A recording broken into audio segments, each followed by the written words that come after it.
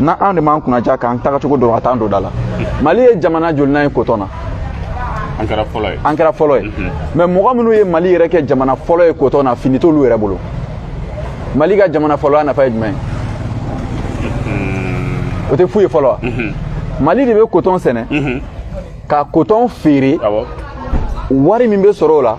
tubabu b'o coton bayɛlɛma k'o kɛ tenni ye Mali bɛ tila k'a ka wari kelen in ta ka t'o kɛ o san tuguni ka na n'o ye Mali ye jamana sabanan de sanu na olu bɛɛ bɛ ka sɔrɔ lithium tɛ mais a sanu hali Mali ma se k'a yɛrɛ tɔgɔ la wari bɔ k'i jɔ o kunkɔrɔ ni Sud-Afrique bɔra yen Sud-Afrique tɔgɔ la wari b'a bolo ka Ghana bɔ yen sanuko la Ghana fana tɔgɔ la wari b'a bolo Mali de bɛ na mais Mali tɔgɔ la wari t'a bolo o kɔrɔ ye Mali ka ressource ko nafa ye jumɛn ye sisan Mali ka ressource ko nafa ye jumɛn ye donc u bɛ k'o de don mɔgɔw kun na quoi olu ye fu de ye anw ka kan ka an sɔnni sigi kalan de kan lithium m'a f'i ye ko lithium lakodɔnna a mɛnna aw ye 9e kɛ ne ye 9e kɛ mais classification tableau de classification na Mendeleev ka tableau la lithium b'a kɔnɔ uranium b'a kɔnɔ mais anw ma se k'a labaara k'a kɛ foyi ye donc i ɲɛ b'a la ressource ko tɛ hakili ko de don an binnen don hakili de kan an ka ressource ko bɛ i n'a fɔ mɔgɔ min bɛ Sikaso n'a bɛ pomme de terre sɛnɛ quoi a muso bɛ situlu dilan donc yan'u ka situlu kɛ ka pomme de terre yiran ka pomme de terre dɔ dun ye ka dɔ mara ka sɔrɔ k'a tɔ feere u t'o kɛ dɛ u bɛ pomme de terre ni situlu bɛɛ ta ka n'a feere Bamako Bamakokaw b'a yiran dɔrɔn k'a kɛ firiti ye u yɛrɛ bɛ tila k'o firiti san ka segin n'o ye Sikaso ɲɛ bɛ fili la an ka ressource ko bɛ ten de o lithium bɔra dugu min yɛrɛ la m'a yirala san kan binnen don hakili kan o mairie taara ka taa o kuma fɔ tubabukan de la o duguladenw ye donc i bɛ den duguladenw ɲininka u b'a fɔ de ko k'a fɔra ko fɛn dɔ yera an ka dugu la k'a nafa ka bon dɛ k'a bɛ kɛ tan a bɛ kɛ tan a banna u tɛ se ka foyi wɛrɛ fɔ ka fara a kan sanu bɛ bɔra Kayi jɔra yen mɔgɔw tun tɛ k'u plaignre ko sanu bɛ bɔ olu ka yɔrɔ la olu ka yɔrɔ bɛ tiɲɛ nafa tɛ yɛlɛ a la et puis ni mini yɛrɛ farafinna farafinw bɛ nisɔndiya ka taa sɔrɔ ni mini yɛrɛ tubabu la tubabu bɛ jɔrɔ ni Angleterre lajɛ Angleterre yɔrɔ dɔw bɛ to ka coron n'a bɛ fɔ olu ma ko les dolines mais ayisa an bɛ k'olu bisimila tubabuw bɛ na dɔrɔn ka na an ka yɔrɔ tiɲɛ an fana bɛ dɛmɛ u kan k'an ka yɔrɔ tiɲɛ a banna quoi ka tila k'an sigi ni ye ressource ko tun b'an don da la sisan tun b'a sɔrɔ Mali tun taara ɲɛ hakili de bɛ yen hakili de don i ɲɛ b'a la o de la n y'a misali f'i ye n ko farafinna mɔgɔ kalannenw de bɛ farafinna jamanadenw minɛ k'u coron kunfinya kɔrɔla la mun na parce que olu minnu fɛ k'u kalanna au contraire olu yɛrɛ de kunfinya olu yɛrɛ de tɛ fɛn dɔn olu bɛ fɛ ka jamanaden fanba minnu ka kungo ɲɛnabɔ olu bɛ fɛ jamana ka taa cogo min na o tɛ jamana marabagaw kun na président dun ye mun de fɔ ko n'ale k'ale ye sifinnaka ye i n'a fɔ anw ko n'ale dɛsɛra k'o ye denmisɛnninw dɛsɛlen ne ma fɛn ko ne ma sɔn o kuma ma yɔrɔ min ye Modibo dɛsɛ o yɔrɔ kelen de ye Musa dɛsɛ o yɔrɔ kelen de ye Ibeka dɛsɛ ka ATT dɛsɛ ka Thomas Sankara dɛsɛ président kɛlen don k'o yɔrɔ k'i ja o la ka k'i yala président fana tɛ dɛsɛ yan nɔ bon lithium de bɛ kɛ satellite batterie ye i tɛ mɔgɔ ye ka taa carburant kɛ satellite kɔnɔ sanfɛ n'u ye satellite layɛlɛ carburant fitinin min b'a la o kun ye a ka se ka tagama kɛ k'a ka sira sɔrɔ n'a bɛ f'o ma ko orbite donc a panneau mana dayɛlɛ tile b'olu charger olu bɛ lithium in fa donc satellite b'a ka munumunu kɛ ka se ka kunnafoniw di dugu ma satellite ka ɲɛna yeliko kelen de bɛ wele ko fauché téléphone ninnu batterie bɛ ten voiture électrique ninnu olu fana batterie bɛ ten tɔ i ɲɛ b'a la donc u bɛ ka fɛn dɔ don jama kun na ne tɛ sɔn o ma ka jamana taaɲɛ gulon ressource la ka jamana taaɲɛ gulon kɔgɔji la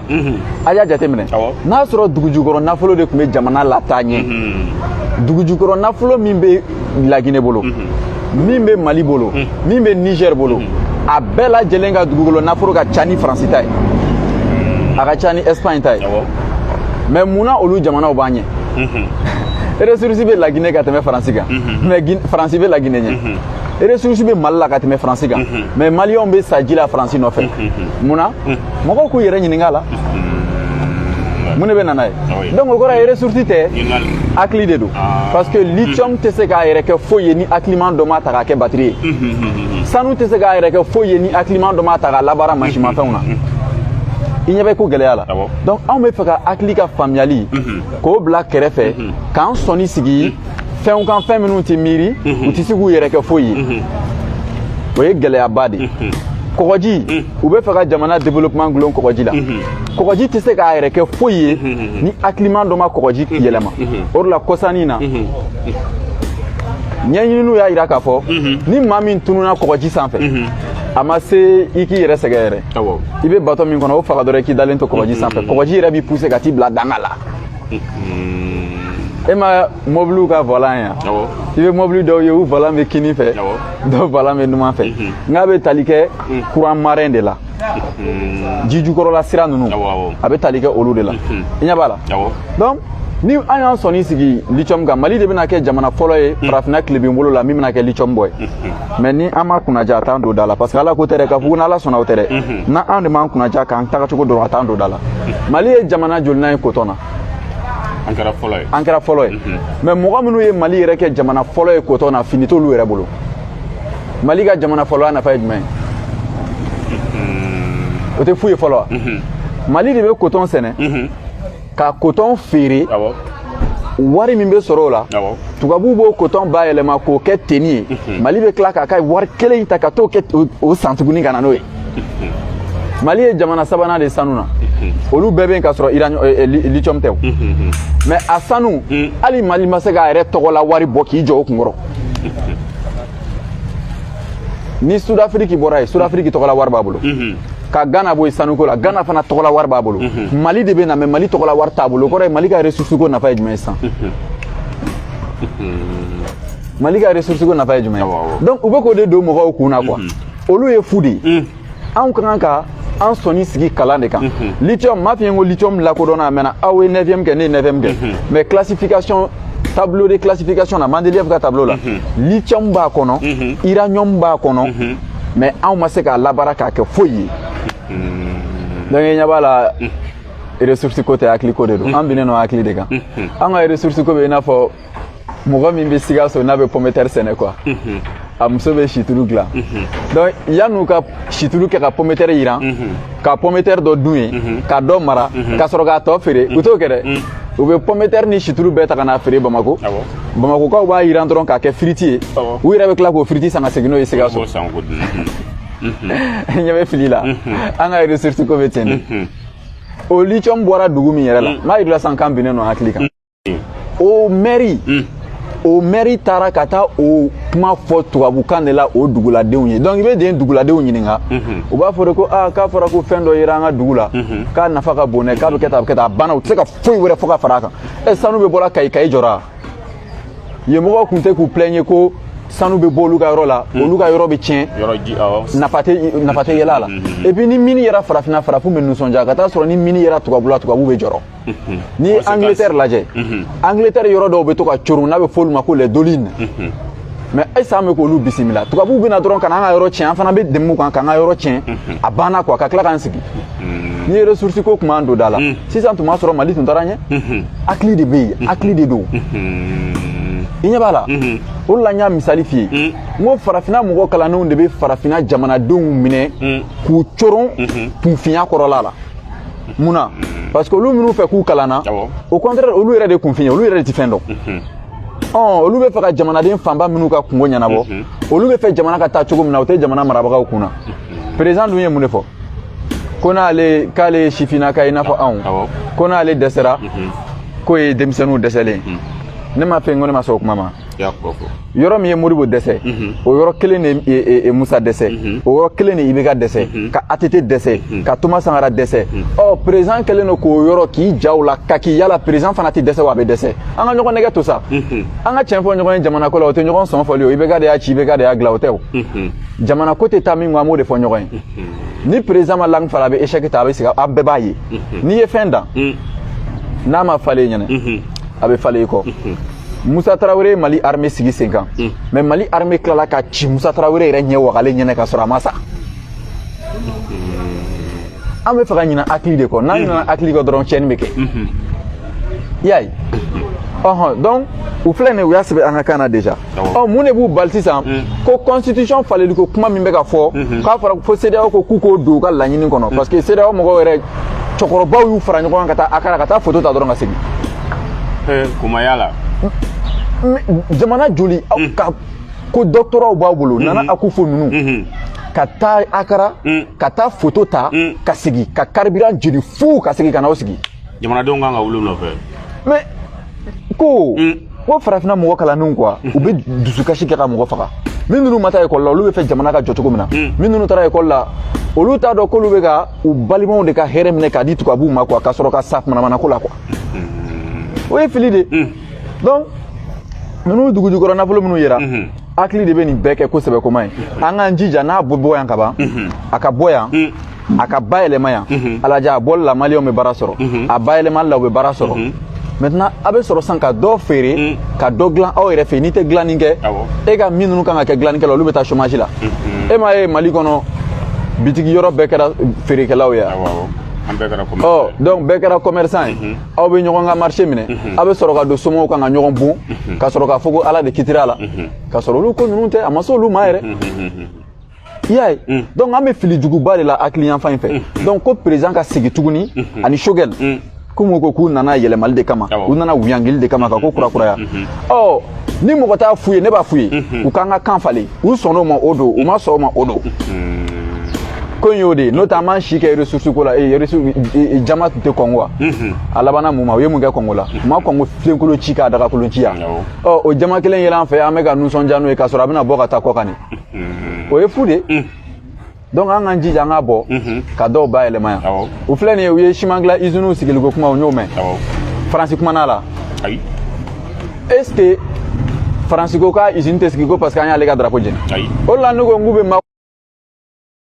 nafa t'a la ka Faransi drapeau jeni nafa t'a la k'a ka baganw ta ka Faransi peinture n'a ye nafa papa t'a la e bɛ k'o bɛɛ lajɛlen kɛ e bɛ tila tuguni i ka jamana décret ka t'o bɔ tubabukan na o kɔrɔ anw de bɛna dɔ fara an ka cɛmancɛ fanga kan k'a bɛn kalo 24 ma mais Mayiga kɛ bɛ t'e sigi an ka journal la k'o fɔ tubabukan na mun na olu dun ko ko mɔgɔ minnu ka warimisɛnnin bɛ kɛ k'olu sara olu bɛ ka kuma kan na warimisɛnnin bɔbagaw yɛrɛ tɛ kan min mɛn o tuma olu bɛ ka baara kɛ jɔn de ni ne k'e ma san Jara n k'e ka taa fini bilenman san sugu la n'i taara fini jɛman san i ma taa ne ka ci la donc u bɛ jɔn de ka ci la président dun bɛ ka siran échec ɲɛ papier min bɔra ka Choguel ko farasi fila dɔ i bɛ da la présidence du Mali kuluba o tɛ Mali fanga bulon yan république du Mali Mali jamana jamakulu kelen kunkilenna kelen ŋaniya kelen o tɛ wa secrétaire général forobaakalatigi walima ko labɛnna cɛmancɛ fanga ɲɛmɔgɔ jamanakuntigi président de la transition chef de l'état a y'a lase décrète min bɛ tali kɛ sariyasun na vu la constitution min bɛ tali kɛ cɛmancɛ fanga bɛnkan na vu la charte de transition o tɛ ya sariya fɔlɔ ko an balimakɛ kodɔnfa Choguel Kokala Mayiga a sugandira ka kɛ marabolo ɲɛmɔgɔ ye entre parenthèses premier ministre sariyakisɛ filanan ni laseli a bɛna ta ba la wa a bɛna forobaya aw ka don kibaru la a banna a tɛgɛ nɔ bilala colonel Asimi Goyita fɛ kuluba juin kalo tile 7 san 2021 a banna décret banni filɛ nin mais f'olu ko de ta k'u t'u sigi journal la k'o kalan tubabukan na quoi ka tila k'a fɔ k'aw bɛ fɛ ka bɔ tubabuw bolo o ye mun indépendance sugu ye ɲɛ bɛ fili bɛ yen donc jama ka video cari bɛɛ k'i sigi a kan comme u yɛrɛ ko ten u bɛ ka Malikura taasira kɛ bamanankan na ni sɛbɛnla bamanankan na fɔnba yɛrɛ bɛ kumana bamanankan na marche bɛ kɛla bamanankan de la politologue bɛ kuma bamanankan de la diinɛ bɛ lasela bamanankan de la donc k'u k'an ka kan ta constitution min bɛna lajɛ u k'an ka kan don a la a y'a lajɛ dɔrɔn i bɛna sisan bɛɛ bɛ kɛ automatique ye wari ni muni mu a bɛɛ bɛ falen bon comme ko jamana ko yɛrɛ ye badabada ye ko continuité de don badabada don o kɔrɔ ye e b'a daminɛ e b'a bila dɔ bɛ na o b'a ta o tɛ yan n'o ye tiɲɛ ye transition ka nin ko in daminɛ président kura b'a tɔ ta ka taa n'a ye an bɛ taa ten de yɔrɔw jɔli bɛɛ bɛ n'a kɔnɔ ten donc kan de ye belebeleba ye fɔlɔ n'u y'o ta an bɛ wari yir'u la u b'o fana ta an bɛ jamana jɔcogo yir'u la u bɛ taa n'o ye mais e sini sera k'a ye karisa gɛn a ye karisa wele ani ser'o la an k'an ka kan ta a tɛ terrorisme kɛlɛli bali an k'an ka kan ta a tɛna Mali ka foyi de tiɲɛ n'a ma Mali ɲɛ a tɛ Mali tiɲɛ ɲɛ bɛ ko gɛlɛya la n'o tɛ fili lajɛ lithium boro nunu ngo wala entreprise de benabo partenaire gagnant mais est-ce partenaire gagnant be Mali armée ani jamana wara armée tia partenaire gagnant Mali ka pourcentage be France ka warla mais France ka pourcentage be Mali ka warla donc be jona de ira donc France be gain fla de soro aka warba bolo aba do soro en fana tala oh mais on transition nyambo ko kale te faka décès oh odun ko imbe o ma leb na se soro ka to kan aka conseil do tse kan fo parce que conseil ma tante kan recherche suku ke ko ira tu sais ko ke misala juju be se ka bo sharia ko tan mais juju te se ka prévoir comme se ka mathématique kan kana o la ni be faka Mali kiriko ni be faka bo Mali kiriko kalama aras bash la mo kapsa na juju to la meli ali kana to ka bureau kono Mali juridiction mia juju kere fe mo te toro so juju rete toro so abana o ka loi be ku ire drone de protéger abana bo oye fili jugu bare no te ebu bole nga sensibilisation ka no ta ali chinita fengo la commissariat la o be ka résidence di mo ma 1000 francs keme fla ka sura fra ko fude do muna parce que jamana sharia dogolo no tuka bukana ati bo ka sensibilisation ka o be nga juju ka sa video kema mo ga minu ya nga juju kala tuka bula o lube video ke ku ka aklina o ira ma nga juju tise ko ke inyabala ni wal kan kala yere buene be na ila kwa boni yere buene na ni tise ka ke bouger parce que tise ka yelendi mo ma wala saka mo bo dibila or la ba farafina mo kala no tellement ka mena en cliquant ni mo no ka français doniya yelema bamana kana jama ka fam furubala non o ba to de jama bere ka français me folo ale ka doniya do okuna nyabala Emmanuel Macron est calando ke Nigeria mais c'est Emmanuel Macron est français ou bede blauka anglais kala wala sa ale ka économie doniya do okuna là ale de sona ka économie doniya la na français la ka doniya Corée du Nord présent Kim Jong mo Kim Jong un est kalange Suisse mais est-ce avec la Corée marani Suisse kakande avec aka donia de la yelema u kakana a famia baga be chaya a deme baga be chaya wa ala wale ali be chaya ko imbora ala ko la peu ala ko nyedona u bana nambi tanya ngatanye nanti tanya angatanye ki ko ni glone to wali ko la iba ke wal mo ye iba ki yere la ni yi glone yere ko la iba ki yere iba ke wal mo la or la France dogali na fatala Macron nenni na fatala angatanga constitution falen point barre o do nga conférence la Inde ambassadeur ko ko olu yere fe ko shia ni kan ka China fo malla ni buranga ta segu kando be ni buranga ta kidal kando be ko me ko kan mwani fla de be olu ka constitutionnalité de liga fo yan o Inde ambassadeur yere segraka on ni an tama do nga constitutionnel nous dana ni sebeni man na pa fo itekala parce que président Koura bina te discours fo ikanga kana donc campagne be ke kamina jamana te mara o kana jamana do mba sharia chogodi allo do nga ka barola bala ko chama che fanga benkan sosola ni ya sosola ma se ka sharia mu yake parce que avec kamina o kame ba o de ba do sosola o lu de ba do ama soso mais avec la waliya maminka o lu te fo do la ni ko sharia do la do se ka soso abe shoyet ma be fana donc faut qu'on nous chérie de gachaya ame bo dibila jagwa do ka fa jagwa do président famna bore in soma en na reta la saka folike anga bi babu kuma men kawe lithium mira buguni ani jama oh maintenant on baka zini nga lithium ye jmai amena na faj men surala yani be gouvernement kanga taka siraj menta pour que am malien do misaka na pasoro ni ressources na to bismillah wa salatu wa salamu ala rasulillah. Assalamu alaikum wa rahmatullahi.